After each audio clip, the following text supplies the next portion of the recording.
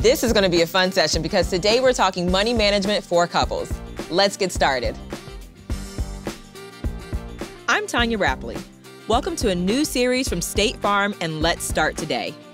This is where you'll find the tools, support, and education you need to take control of your finances today and reach your goals for tomorrow.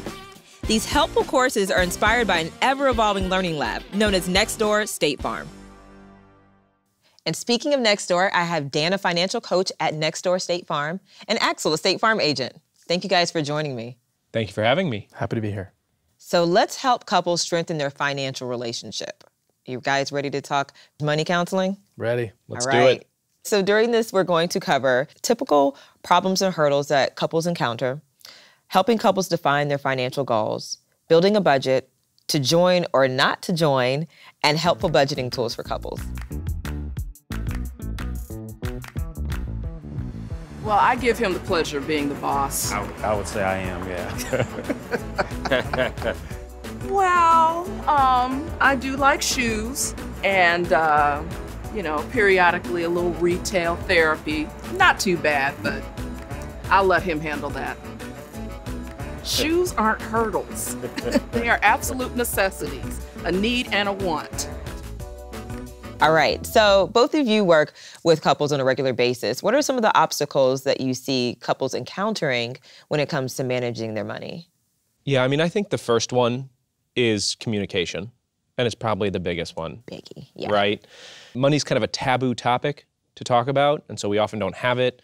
We don't really know how to have that conversation. Maybe we learned money from our parents, and by the time we learned it, they were already either merged or not merged. They knew what they were doing.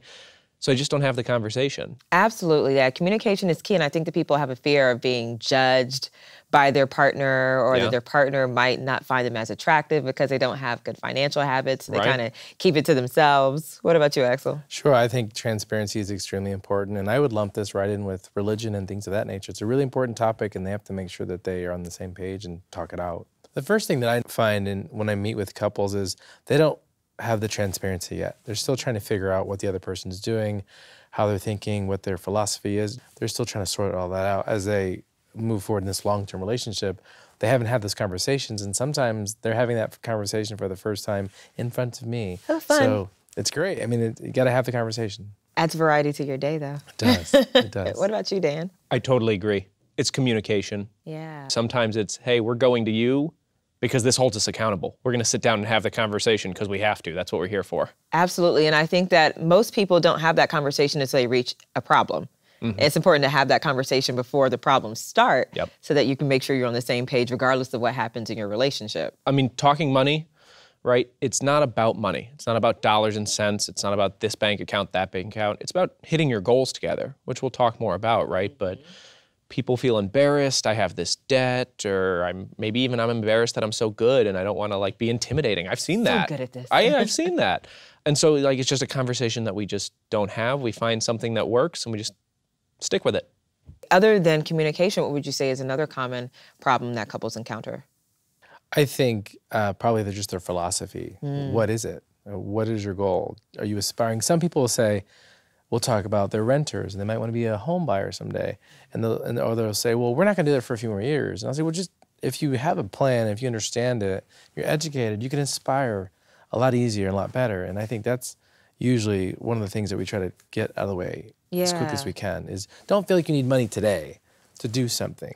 Because if you are aspiring to this goal, it'll be much easier to accomplish. Absolutely, absolutely. I think a lot of the times the conversation comes around risk. And Axel actually mentioned this in a conversation we were having beforehand where, sometimes somebody's like, hey, let's get out there, let's grow this money, let's go crazy. Yeah. And the other person's like, whoa, I didn't think that was our plan. Put it in the mattress. Yes, exactly. Put it in the mattress. And if that conversation's not had, right, we might be working toward the same goals, we might be totally aligned and trying to get there two entirely different ways. Communication, I think, is the basis for all of this, but also just understanding how each person grew up when it comes to money. Because some people witness different role models or financial role models in their household, and some of us didn't have financial role models at all in our household. And how does that affect what you perceive to be your role in this relationship? So I think that's important too. Totally agree. When it comes to undergrad, for example, how How your parents, did they get a degree? Did they both get a degree? How did they pay for it? How did you pay for yours? Did you get one? Those are the things I think will also drive, it's all relative. So I got my degree paid for by the Army because I did ROTC. So that's my perspective. Even though my parents had the money, that's how I chose to do it. Another couple might say, well, I had to work through college. I had to bust tables. I had loans, whereas their spouse or boyfriend or whatever had all that given to them. So their perspective on how are we going to save money for college for our kids instantly is now different. And again, for the first time, they're having this conversation in front of me. And as long as the transparency is there and they talk about it, it'll all work out fine. Yeah, and I'm happy you mentioned that, because I think that when you're intimately involved in a couple's financial matters the way that we are, you kind of develop these tools to help people tease out that financial tension. And one of the things I've learned is tone, tact, and timing for having financial conversations. Oh, I like that. Watch your tone, remain tactful, and think about the timing, because every time is not the right time to have a financial conversation. Yeah. And sometimes you want to have that conversation when you encounter the hurdle, but it might not be the time. You know, at the dinner table, might not want to talk about the shoes you found in the trunk or something like that. So. Well, that's why I think communication's so important, right? Because a lot of times this stuff is going to come out one way or the other. Yeah. If you choose, kind of the time, the place, the tactic, it's a very productive and honest and growing conversation. Yeah. And if it's a snide remark when you find shoes, it doesn't work the same way necessarily. Not at all. So. Absolutely. So I think that hurdles will occur. Things will happen, but it's about communicating and working through those hurdles together as a couple so that you can get on the other side and reach your financial goals, right? Absolutely. It's a team approach. And like in my house, for example, I happen to love washing the dishes. I just think it's great. I think it's therapeutic. I hate ironing. So we have our assigned duties, and sometimes finances is assigned to one person, but you still have to have a backup if you can't do it, or they have to have understanding. Absolutely. I love the dishes too, but it's dusting for me. I can't, I hate dusting. Dusting. Yeah. Okay, well, both of you guys can come on. Yeah. Yeah, there you go. We can do all your dishes. Yeah, but if I had like one takeaway, it can feel uncomfortable, and it can be hard to do, but have the conversation. I cannot tell you the number of people I've worked with who had a conversation and it didn't go exactly like they wanted it to, and they still felt better afterwards than if they hadn't had the conversation at all. I agree. Have it anyway. Other than us, and a few select people, I don't think anybody really enjoys talking about money, but have it anyway and you'll be happier that you did. Right. You enjoy hitting your goals, and Absolutely. you need to have that conversation if you're going to do that. It's been my experience. So we've covered how couples can handle financial obstacles and deal with those different issues that may come their way, right? Let's have a look at what we've learned.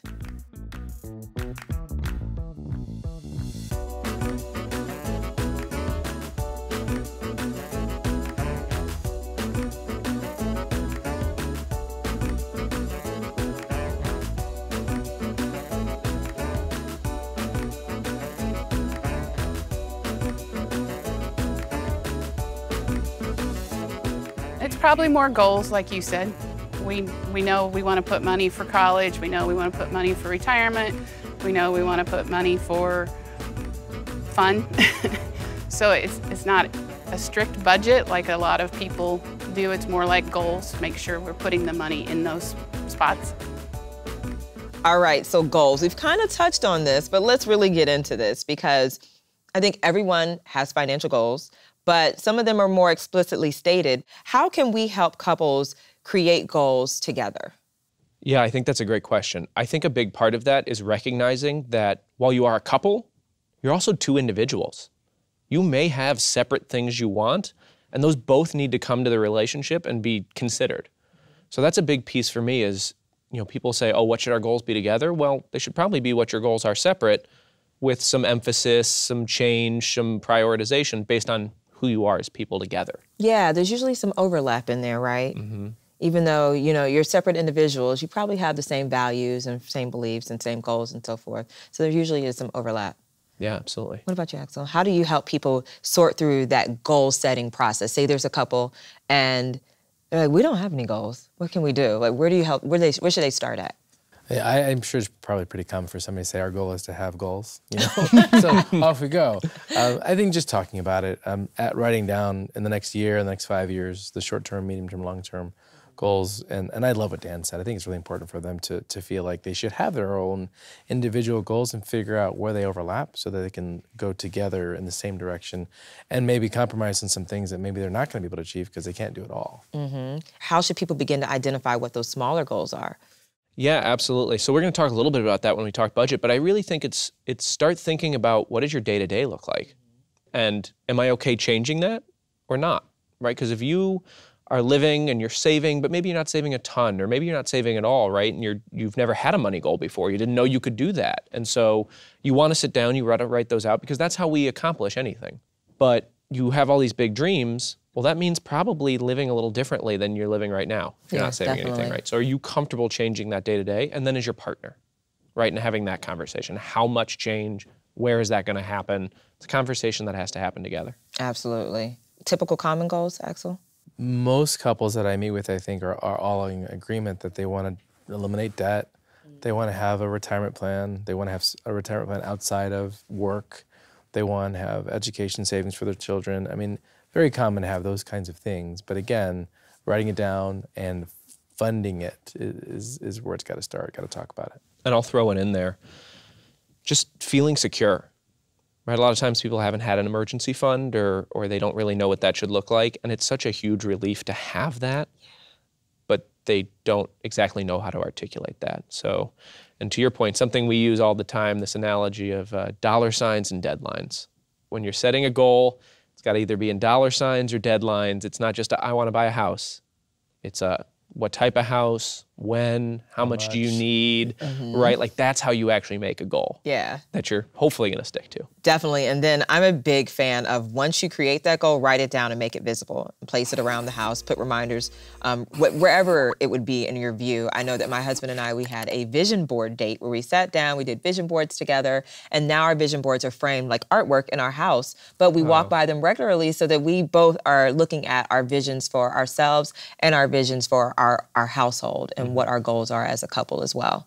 I'm going to steal that idea. I'm going to make a placemat for me, my wife, and my kids. And we'll have that every time we eat. It'll be right there for us. You sit down like, this is what we're working towards. That's great. I think it's a great idea. Yeah, I've had a lot of couples who it's been on the steering wheel.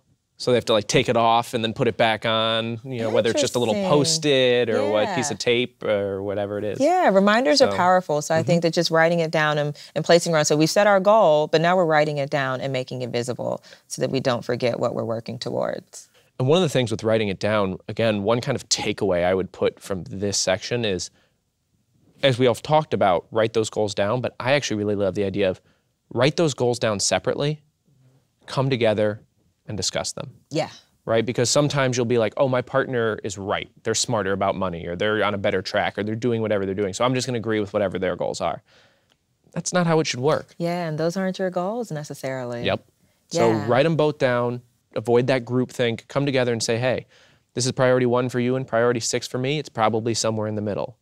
Or hey, all our friends are doing this, but it's priority 5 for both of us. Maybe we want to focus on something else. Yeah. And I know I was talking to one of my friends and she said that her and her husband, they write their goals down and they identify how important each goal is to them. And they decide where they're going to push, pull, and bend at based on how important it is to the other person. If you say one is the most importance to you, then okay, we'll work on achieving that. But if, you know, this goal is a number 8 to you, okay, well, maybe that's not as important, but, you know, we'll work on your number 1 and my number 1. I think we can agree that people are going to have individual goals, but they'll also have goals as a couple, and we want to create an action plan for achieving those goals. Let's have a look at what we've learned.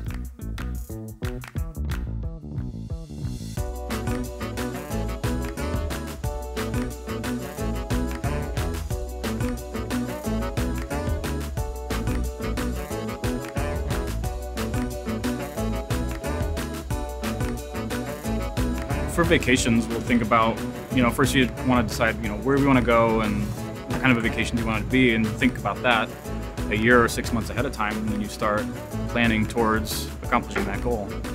I would say one thing that worked well for us is like points. So we try to get like, debit cards or credit cards that'll give us a lot of points that we can use. So what we really try to plan for whenever it comes to vacations are those extra expenditures. So we'll tend to spend more on the hotel room if we're spending points on airline tickets, or more money on, food and things like that daily, because we're not spending so much money on the airline ticket or things like that. Yeah, we try to be smart about that and say how many airline miles do we have and where can we go with that? Because that takes a large portion out of that cost that you can reallocate to having fun or doing dinner or some things like that. All right, so building a budget. Budgeting is major for everyone, but budgeting also can be a problem for some people. So how do you recommend that people not just build a budget for themselves, but as a couple? What's the first step they should do? When I meet with couples, I'm a huge proponent of having a spreadsheet and filling it right then and there. Normally, they'll have pre-assigned homework where they'll come with that information. How they do it, whether they do it on paper or whether they type it out. I like the electronic soft version, soft copy, that's me. But more importantly, I think, is not only just having the tool, but how do you hold yourself accountable and how are you going to execute it? Absolutely. I totally agree. So when we start talking budget, or when I start talking budget with someone, I always start with looking backwards. That's right? a good way. Yeah. At the end of the day, I have people come in and it's like, hey, I know I'm not saving money. Here's my new budget. I'm going to spend $50 on food this month. I go, okay, let's take a look at what's been happening. They've been spending $400 on food. I'm like, okay, you're going to starve. So let's maybe set something a little more realistic. Yeah. And so with that, I break it down into 3 categories. So I start with the fixed expenses. And those are just the things that do not change. So your rent or your mortgage, right? That's the same every month. Daycare, absolutely. Your variable expenses, so these are kind of things that do change. Your dining out, your clothes, your gas, your that. And then what I call non-monthlies, which are those things coming up that are gonna bust your budget, which you're probably thinking about. They can be one-off things that only happen once, so like a wedding, or maybe someone's birthday, or a gift around the holiday. They can also be routine things, right? So maybe when you get your tires rotated, that happens at a set amount of time. Or maybe you pay your property taxes every 6 months. Those sort of one-time, but they do reoccur.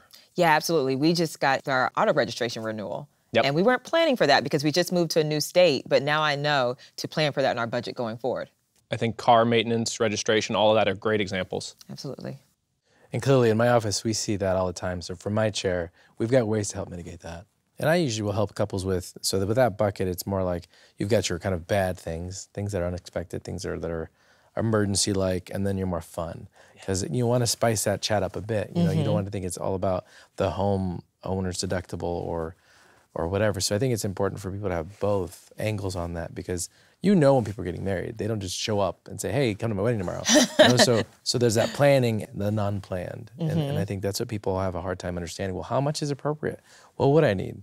Well, what's your deductible? What's a normal car repair? I mean, those kinds of things.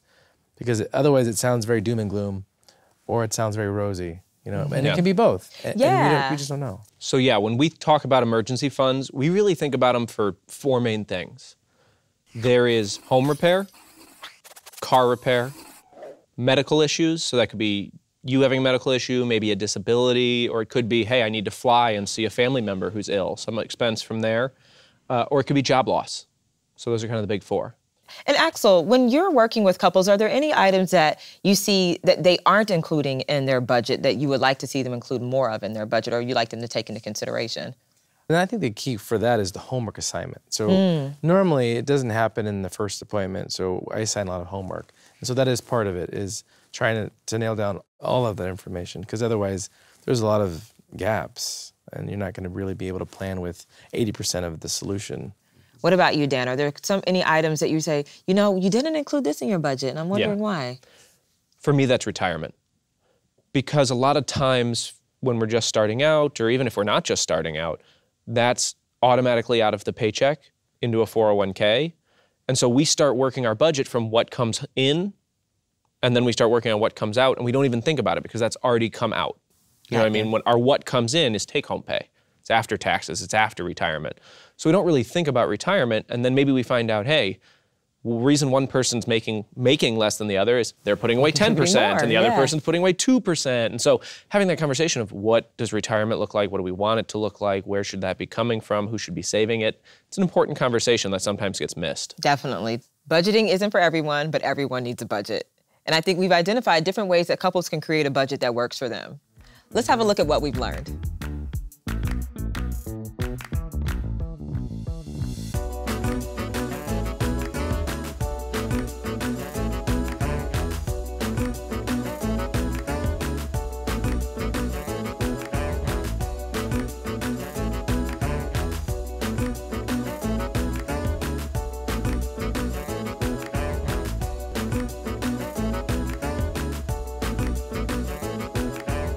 It's pretty much separate right now. Yeah. We're separate but equal. Yeah. Well, separate because I might have an account that I use to do things out of, and she may have an account that she uses to do things out of. So it's pretty much separate to just kind of go that route. All right, now to join or not to join. Everybody has an opinion on this. I'm interested to hear what your opinion is on whether couples should join or not to join their accounts. I think this is another example of that first conversation for the first time where you will hear one of them say something about an asset that they have that the other person had no idea of. So I'm a huge fan of joining. I think it's important for them to at least have one bucket that they join together so that they can work on whatever that needs to be. And sometimes you're going to find that they'll need their own money over here for their own special deal if that's how they're built. So at least one account. Join at least one account, at least right? One. Okay, what about you, Dan? So I so often have people come in and they say, should we join or should we not join? Like it's this binary, everything is combined or nothing is combined. Yeah.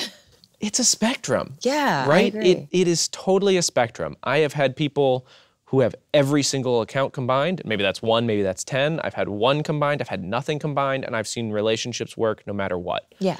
Every couple's different, and I think we've said this a few times, that there's no right or wrong way to do any of this stuff. Yeah. But there are some couples where I think one of them will spend less, and they'll have remorse when they do spend. Where the other one, I think the one that doesn't have the budget probably, is spending with no problem whatsoever. Yeah. And so, you're trying to help them both enjoy life and try to help them figure out a way that'll work well for them. Yeah. But at the same time, there's just no right answer. Yeah. There's no universal fit. But I do think it adds another layer of accountability. You become accountable to your partner when they're able to see your financial goals and say, hey, hon, we're not really.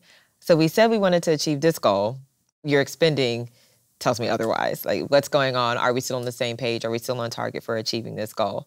100%. When I got my first joint account with my wife, boy, the amount of silly stuff I spent went way down because I didn't want her to see it. I think the other thing you run into, to your point, is there's spenders and maybe not spenders, but there's also very different incomes potentially. That's true, yeah, right? definitely. Like, what is fair for me to contribute to our joint if you're making twice what I'm making or 3 times what I'm making? Dan, I'm happy you brought that up because I think that sometimes it is important to understand, if I earn double your income, should I be contributing this exact amount to our household account?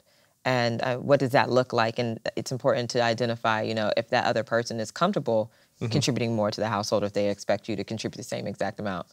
So absolutely. Yeah. And I've seen where families and couples divvy up their accounts is, we keep everything separate, or we merge some of our accounts and keep some of our accounts separate, or we merge everything. And I think those are the common 3 options, but it's up to a couple to decide what works for them. And even if they do try one and it doesn't work out, you can try the other ones. That's the great thing about money. If something doesn't work for you, then you can try another method. I totally agree. And to your point with that income, right, I personally, and I'd be interested in your thoughts, see most people start 50-50. They split everything 50-50 because they probably haven't talked about things like salary and income. So once you have that conversation, maybe in Axel's office, then you're able to have that, hey, should I be paying 2/3? Maybe because I'm making twice what you're making. And you can kind of decide what's right for you.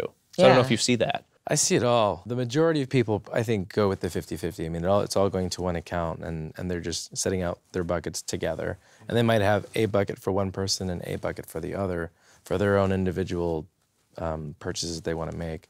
But it's very transparent, and they talk about it, and that seems to be the best solution that I see. But again, there's no universal fit, and there's no wrong answer.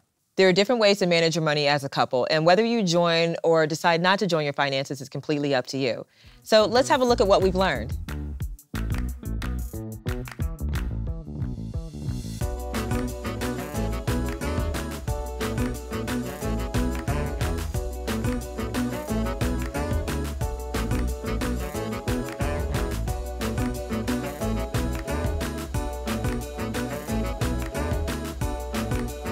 I track it every day to make sure no somebody hacking your account, charge some things, so, and I keep on top of everything to make sure, checks that I wrote, it came in clear, and, and so check and balance everything. All right, so we're moving into our last section, and let's discuss helpful budgeting tools available to couples, because we've set those goals, we've set a budget, we know how we want to manage our money. What tools do we have available to us to ensure that we continue on the path to financial freedom? Well, there's no shortage of tools, that's for sure. There's all kinds of great budget tools, there's spreadsheets, there's apps. I think what's missing is an execution app. An execution app. That's what's missing. I think people just have to make sure that they're doing something, they're evaluating what they're doing, they're reevaluating what they decided, and evolving as changes come into play. Absolutely. I'm happy you mentioned those different types of tools available to them, because you also might realize that, my significant other prefers to use software.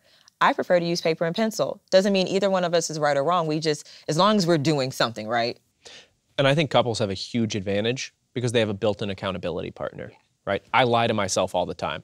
Oh, I needed a coffee. I was running late to a meeting. I was going to be a zombie. Oh, I needed to get this. It was my friend's birthday and I owed them. But when I have to share that information with a partner, hey, we didn't hit our goals because I bought too much coffee, I'm much more likely to execute, right? Exactly. It goes from a I needed to, oh, I failed, and oh, that sounds negative. It can also be a motivator, Exactly. right? Yeah, and one of the things that's popular is automation, and using automation as a tool to continue to ensure that you're working your budget. But is automation trickier when you're in a relationship or when you're managing money with someone else? Frankly, I think it can be at first. Because when you're first setting it up, there can be more accounts, there can be more goals, there's 2 paychecks for that matter. There's more income. So I think it can be, but I think once it gets going, it certainly doesn't have to be. I think automation is all about kind of making your money work for you. If you, every month at the end of the month, transfer some money into savings, every month you're making the decision to save. If you have some money coming automatically out of your paycheck into a savings account, every month you have to make the decision not to save. Absolutely. I think out of sight, out of mind through automation is fantastic. But again, as long as we are reevaluating what we did, because if you put the time and the effort and the work and the solution that you come up with, great. That means you made the decision that made sense then. So as things evolve, you have to evolve with it, and your finance have to come along with you. So I think that's why it's so important just to make sure that we don't just set it on autopilot and 10 years later, oh, you know what? I was only saving $50 a month because that's what I could afford.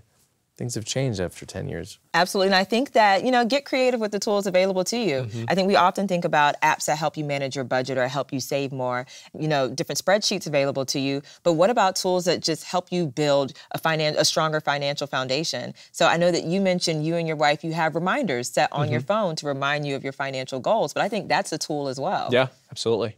Yeah, I think there's goals, that actually work with the money, but then I think at the end of the day, especially if maybe you're changing, maybe you had something automated and it's time to change, money comes down to habits, right? Your spending is by habit, so you really need to figure out a tool, maybe like a reminder, that's gonna help you break a habit. And this is where I love spreadsheets, but they can get us into trouble. If I look at a spreadsheet and I say, hey, I didn't hit my goal last week, and I don't change any of my behavior, I'm not gonna hit my goal this week, right? Yeah, I have people come in who use an app and they'll come in and they'll say, I've looked at the app the last 4 weeks and I didn't hit my goal any of the times. Am I bad at budgeting? I'm like, no, you're good at tracking, but you haven't tried budgeting yet, really. Yeah, definitely. And Axel, I think that you're right. It's that action, right? It is taking that action. So finding apps that also inspire you to take action or remind you to take action. The onus is on the person. There's no app that's gonna replace the fact that they have to make the decision to do. And to your point, you're tracking things, but what are you doing differently? And that's where the intimacy and the transparency around what goes out is just as important as what comes in. Yeah. I found that one tool that helps me and my husband is we have a shared calendar. So we have a shared electronic calendar and we have a calendar placed in our household. So we're really visual, clearly around our house. But we have a shared calendar. So even though I might be responsible for paying certain bills, we have it written on the calendar so he knows what I'm paying. I know what he's paying, but we also place our schedules on that calendar because time is money. So we also want to know how each other is spending their time outside of when we're together, and so that we can also plan for things as a couple and as individuals. So that calendar has been a valuable valuable tool in our household that it's kind of outside the traditional financial tool spectrum, but it works just as well and it's just as important for us. And I love the transparency, like Yeah. that you can't be any more transparent than that. Yeah. And so I think it's fantastic. What I love about all of this is, again, there's no shortage of ideas or tools. shortage. I mean, it's just, again, it's to do something. Make sure you're executing whatever plan you come up with and revisiting it. That's what it comes down to at the end, for me, every time. And being okay with failure. Do something. Fail forward. It may not work. Try something else. Or it may not work that week, and you try it again, and then it works, and then you fail, and then it works for 2 weeks, and then you fail, and then it works for 3 weeks. And eventually, you're stacking success. It becomes a habit. We all have different ways of managing our money and taking advantage of the tools available to us. But I think we've identified that. Find the tool that works for you, right? Let's have a look at what we've learned.